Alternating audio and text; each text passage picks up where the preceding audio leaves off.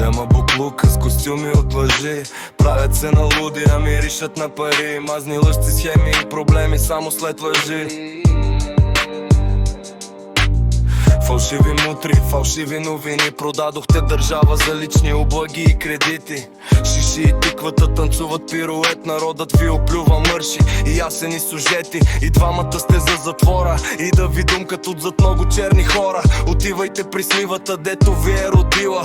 Тя не ви е майка, тя е миризлива от тайка. Да огледа такава мръсна долна хайка.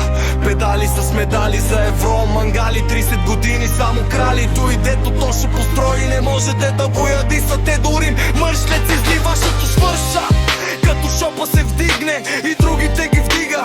Ще ви намегне, че няма да ви скимне, че сте приключили, схемата ви спира. Политическите кариери ви убива.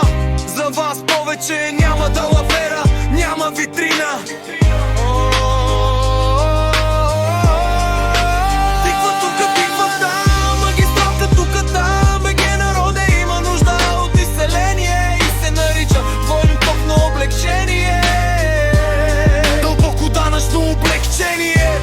Ще пада двойно изтребление. Мръсно поколение иска развлечение. Стиквата и свинята ефтино забавление. Затворническо отношение за двамата, които поробиха моето поколение. С липса на мисъл си глоха и автомата.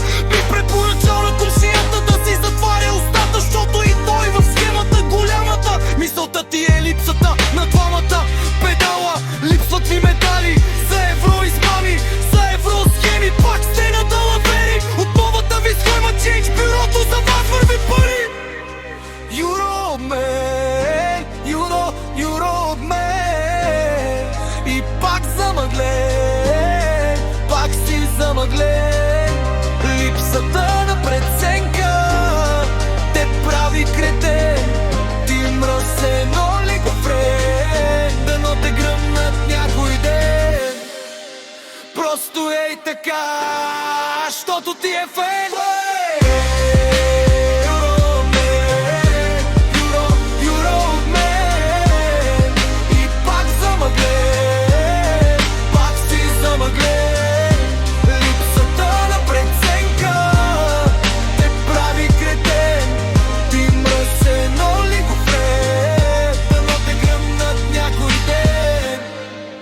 Просто ей така, щото ти е фен.